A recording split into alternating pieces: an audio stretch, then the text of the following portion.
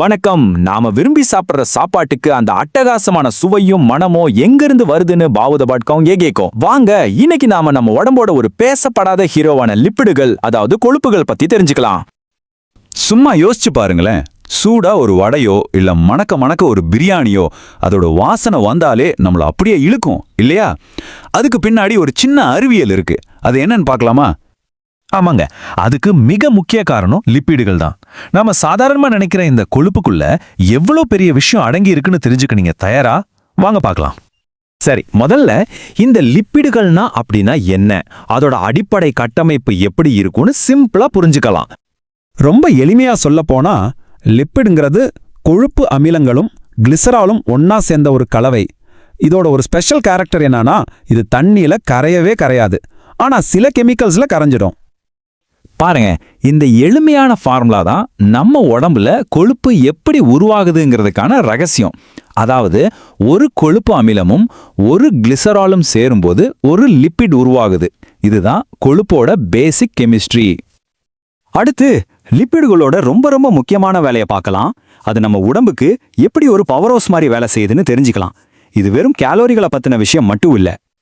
இப்போ கார்போஹைட்ரேட்டுகளை ஒரு 100 மீட்டர் ஓட்டப்பந்தய வீரர் மாதிரி நினைச்சுக்கோங்க. உடனடியா எனர்ஜி கொடுக்கும்.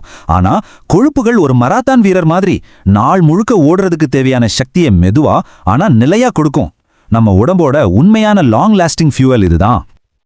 ஆமா, கரெக்ட். நம்ம உடம்புக்கு லிப்பிடுகள் ஒரு பெரிய பவர் பேங்க் மாதிரி தாங்க.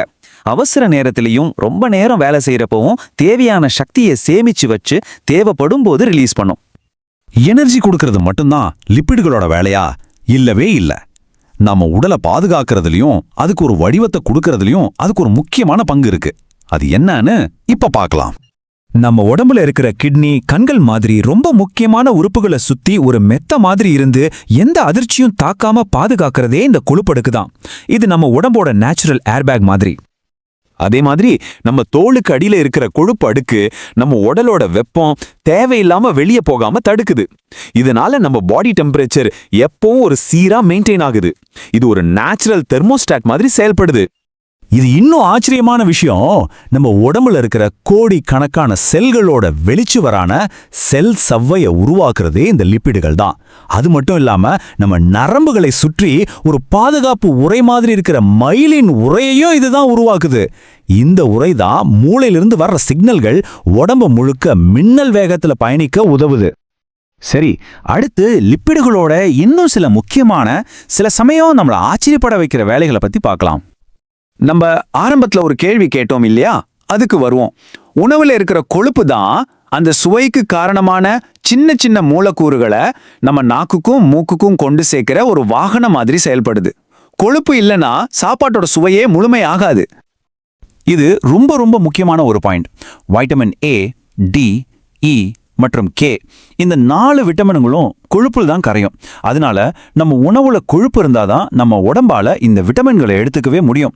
கொழுப்பு இல்லைன்னா இந்த விட்டமின்கள் உடம்புல சேராது.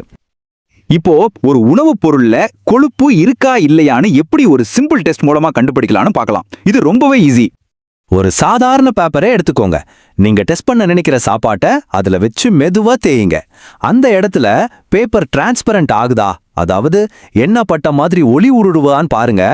அப்படி ஆச்சுன்னா அந்த உணவுல கொழுப்பு இருக்குன்னு அர்த்தம். நீங்க கூட வீட்ல ட்ரை பண்ணி பார்க்கலாம். அப்போ சுருக்கமா சொல்லணும்னா, லிப்பிடுகள் நம்ம உடம்புல பல வேலைகளை செய்யுது. ஒரு மாரத்தான் வீரர் மாதிரி எனர்ஜி கொடுக்குது, ஒரு கவசம் மாதிரி நம்ம உறுப்புகளை பாதுகாக்குது, செல்களுக்கு வடிவத்தை கொடுக்குது, வைட்டமின்களை உடம்புக்கு கொண்டு சேர்க்குது, கடைசியா நம்ம சாப்பாட்டுக்கு அந்த அருமையான சுவையையும் கொடுக்குது. லிப்பிடுகள் நம்ம வாழ்க்கைக்கு எவ்வளவு முக்கியம்னு இப்போ நமக்கு நல்லாவே தெரியும். ஆனா எதுவுமே அளவுக்கு மிஞ்சினால் நஞ்சு இல்லையா? அப்போ நம்ம உடலுக்கு எவ்வளவு கொழுப்பு தான் தேவை? இது ஒரு முக்கியமான கேள்வி. இத பத்தி நீங்க கொஞ்சம் யோசிச்சு பாருங்க. மீண்டும் அடுத்த ஒரு சுவாரஸ்யமான தகவலோட சந்திக்கலாம்.